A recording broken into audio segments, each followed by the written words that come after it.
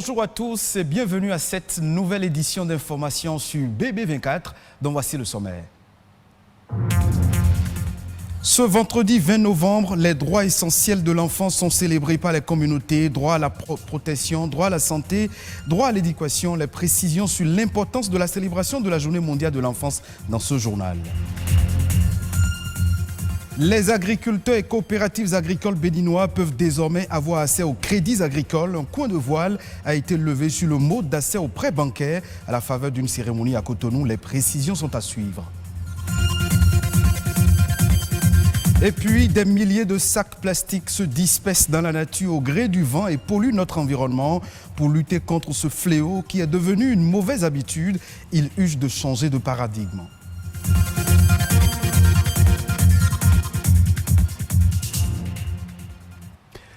Le 20 novembre 1959, l'Organisation des Nations Unies adopte la Déclaration des droits de l'enfant et le 20 novembre 1989, la quasi-totalité des États membres de l'Organisation des Nations Unies ont ratifié la Convention internationale des droits de l'enfant. Ainsi, la Journée mondiale de l'enfance a été instaurée et vise à attirer l'attention sur un enjeu important, le bien-être des enfants du monde entier. Chaque année, le 20 novembre nous rappelle que l'humanité doit donner à l'enfant ce qu'elle a de meilleur, nous dit Rodrigue Bababeto dans cet élément. La Convention internationale des droits de l'enfant est un texte de 54 articles adopté par les Nations Unies le 20 novembre 1989. Elle affirme qu'un enfant n'est pas seulement un être fragile qu'il faut protéger, mais que c'est une personne qui a le droit d'être éduquée, soignée, protégée, quel que soit l'endroit du monde où il est né. C'est le premier texte à caractère obligatoire dans lequel tous les États se sont engagés en faveur des droits naturels de chaque fille et de chaque garçon. La Déclaration des droits de l'enfant met l'accent sur les droits spécifiques des enfants à un an et à une nationalité, à l'amour familial, à l'éducation, aux soins, à la protection contre les maltraitances et les discriminations, à faire entendre sa voix et à atteindre son plein potentiel. Tous les pays ont reconnu la vulnérabilité propre aux enfants et promis de leur fournir nourriture, soins de santé, éducation et protection. Conséquence heureuse, le nombre de décès d'enfants a diminué de moitié et les retards de croissance ont reculé à travers le monde. Toutefois, des millions d'enfants continuent d'être victimes de guerre, de la pauvreté, de la discrimination et des maladies. En ce qui concerne le Bénin, beaucoup d'efforts sont faits par des acteurs étatiques et non étatiques afin de garantir aux enfants une sécurité en matière de respect de leurs droits. Cependant, malgré tous ces efforts, des cas de violence et d'abus sur enfants sont enregistrés par endroits. Cette année, la Journée internationale du droit des enfants est à sa 31e édition. Elle a pour but de promouvoir la fraternité mondiale et la compréhension entre les enfants et des activités favorisant le bien-être des enfants du monde entier. À l'occasion de cette célébration, des événements sont organisés par les acteurs du monde de l'enfance afin de sensibiliser le public à l'aspect des droits des enfants. Promouvoir les droits des enfants, c'est tout d'abord créer les conditions sociales, économiques et culturelles afin que tous puissent y accéder. C'est à ce prix que les droits de l'enfant seront véritablement respectés. Parlons à présent de l'agriculture, un secteur pourvoyeur de l'économie béninoise. Plus de 7 millions de Béninois, soit un peu plus de 110% de la population, tirent leur revenu de ce secteur. Il contribue à plus de 34% du produit intérieur brut national dans le but de booster la production agricole et aider les agriculteurs à financer leurs projets agricoles. Le gouvernement du Bénin a mis à la disposition du Fonds national de développement agricole FNDA un montant de 100 milliards de francs CFA pour faciliter l'accès au crédit dans le secteur agricole. Une campagne d'information sur les mesures d'accompagnement a été lancée à Cotonou. Josué Daniel Sosa. L'ambition de faire du Bénin une terre d'opportunités agricoles est aujourd'hui en train de se concrétiser grâce aux réformes initiées par le gouvernement par le biais du Fonds national de développement agricole FNDA. Les exploitants agricoles bénéficient désormais d'un accès plus facile au crédit auprès des banques ou systèmes financiers décentralisés. Mais ces 100 milliards viennent combler un vide qui se faisait sentir au niveau de la filière agricole. Je crois que dans les jours, les années à venir, nous allons assister à un boom de la filière agricole. Le soutien que j'ai beaucoup admiré est que ce ne soit pas un financement pour que en fait, les gens fassent de n'importe quoi. Non, ça va être un suivi particulier, surtout au niveau des cellules de développement et de l'agriculture de chaque commune. Et c'est très important, ces cellules-là, pour effectivement faire le suivi de ceux-là. Et bravo pour le décollage du secteur agricole au Bénin. Conscient que le secteur agricole occupe 70% de la population active et contribue à 34% du produit intérieur brut, ce montant alloué aux agriculteurs vient non seulement alléger les effets économiques du coronavirus sur l'agriculture, mais accroître également leur contribution à la croissance de la production végétale, animale et halieutique. La plus grande difficulté qu'on a dans le secteur agricole, c'est le manque de crédit. Et quand vous allez dans les banques classiques n'aiment pas les agriculteurs parce qu'ils savent que l'activité agricole est une activité à risque, une activité saisonnière. S'il n'y a pas de pluie une année, tout ce que vous avez investi là, tout part à l'eau. C'est un fonds inclusif. Il n'y a pas d'exclusion par rapport à ça. Pour les acteurs qui sont conscients, c'est la durabilité. C'est-à-dire que ça va permettre effectivement aux organisations paysannes d'abord et certains agriculteurs aussi, producteurs, qui sont conscients effectivement de prendre leur réel envol. Et c'est pour toujours. C'est un outil qui est venu pour apporter un plus à notre agriculture et qui doit booster l'agriculture et booster notre économie. Ce fonds qui entend ainsi renforcer la croissance agroéconomique du Bénin apparaît alors comme une solution pérenne pour faciliter l'accès au financement et minimiser le taux de remboursement. De quoi booster les filières prioritaires promues par les agences territoriales de développement agricole. De nombreux pays africains invitent leur population à prendre conscience des dangers que représente l'utilisation des sachets plastiques. Au Bénin, une loi a été votée dans ce sens pour interdire toute importation de sachets plastiques. Un monde sans sachets plastiques, cela est-il possible? Élément de réponse dans ce reportage signé Amandine Aliambossou. Le sac plastique à usage unique est devenu le symbole de notre société de consommation. Utilisés en grand nombre pour un usage limité, ces sacs se retrouvent finalement sur le littoral et dans les océans. Depuis quelques années, on constate une prise de conscience internationale.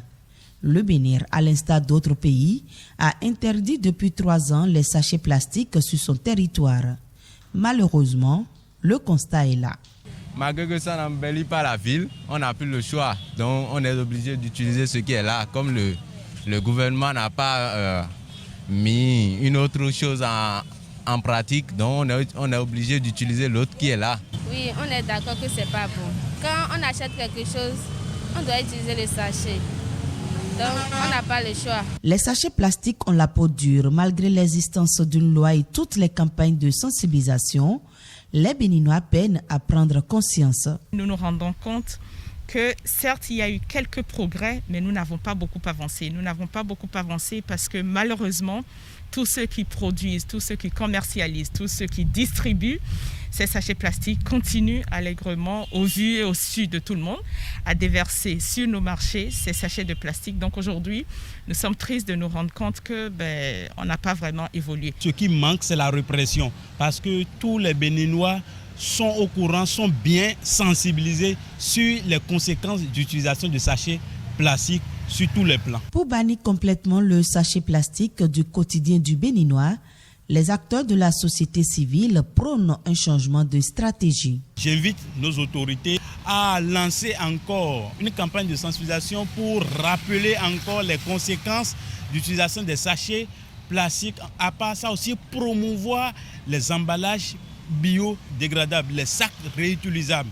Et juste après cette campagne de sensibilisation et de promotion, il faut que la répression commence. Il faut changer de stratégie, probablement même au niveau même de la stipulation de la loi, parce que la loi autorise les sachets non biodégradables. Et pour la population, il suffit que le sachet ait une autre couleur, la population la considère que c'est un sachet biodégradable. Une fois qu'on a fait ça, après il faut que les autorités à tous les niveaux, tous ceux qui importent, tous ceux qui fabriquent, il faut qu'eux ils mettent en place tout ce qui leur permettra de faire respecter cette loi Et après, il faut proposer des solutions. Parce que le tout ne suffit pas de dire aux gens, il ne faut pas utiliser les sachets plastiques. Il faut qu'il y ait des solutions de rechange. À la place du sachet plastique, est-ce que le papier qu'on demande aux gens d'utiliser, est-ce que les feuilles, les feuilles que nous avons et tout ça, est-ce qu'elles sont disponibles? Donc il faut rendre tout ça disponible pour que les populations ne soient pas obligées d'aller vers les sachets plastiques, mais vers ces solutions alternatives. Un Bénin sans sachet plastique, c'est bien possible. Des solutions alternatives existent et il revient à tous d'adopter les bons gestes.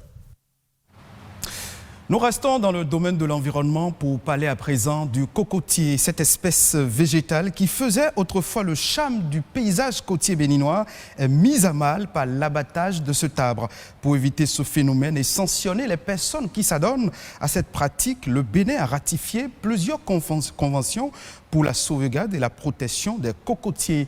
Mais que dit cette loi? Romé Dekadjevi, journaliste spécialiste des questions environnementales, nous donne plus de précisions. Il y a plusieurs lois qui protègent les cocotiers étant déjà des espèces végétales et donc classées, disons, au rang des espèces protégées par la convention de l'IUCN, une convention que le Bénin a ratifiée. Quand on prend aussi la convention sur la diversité biologique, le Bénin a ratifié cette convention-là.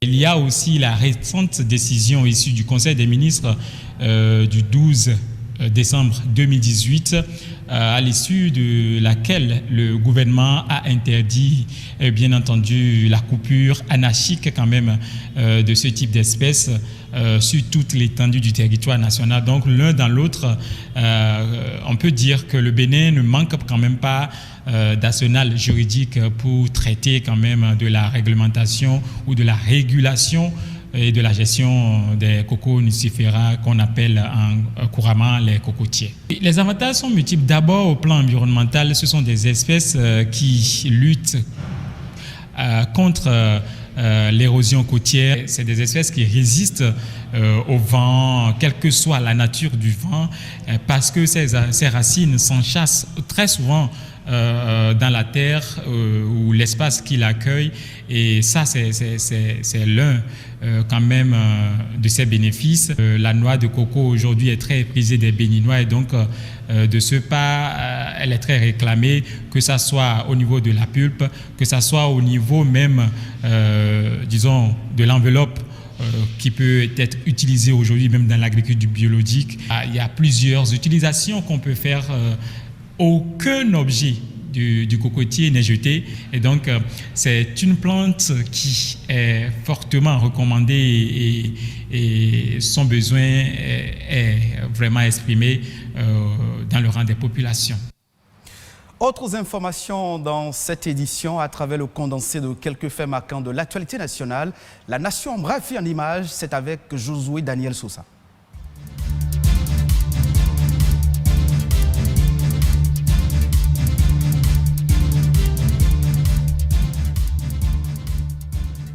Promouvoir la filière soja comme un pilier de la croissance économique du Bénin. C'est le but de la campagne de commercialisation 2020-2021 du soja lancée par la ministre de l'Industrie et du Commerce, Alimatou Assouman. Pour la campagne 2020-2021, le prix plancher d'achat est de 175 francs CFA le kilogramme. Le lancement de cette campagne est également l'occasion pour les acteurs du secteur de faire un bilan et d'envisager des perspectives pour un développement de la filière et de l'économie du pays.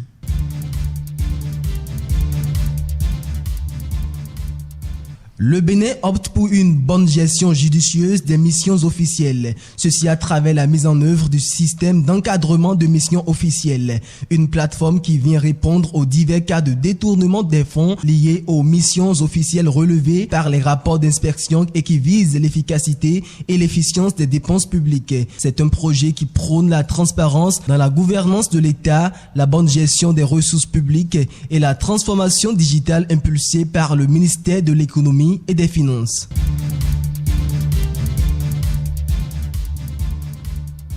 Le tribunal de commerce de Cotonou, en partenariat avec le Conseil des investisseurs privés du Bénin, a tenu la 2e édition du séminaire sur la justice commerciale. L'objectif est de permettre aux bénéficiaires de la justice commerciale de mieux comprendre les réformes en vigueur et le processus de la décision judiciaire en matière de détermination de la créance et de la condamnation au paiement. Ce colloque, qui réunit les acteurs du monde judiciaire et celui des affaires, a été lancé par le ministre de la Justice et de la législation, Séverin Quenom.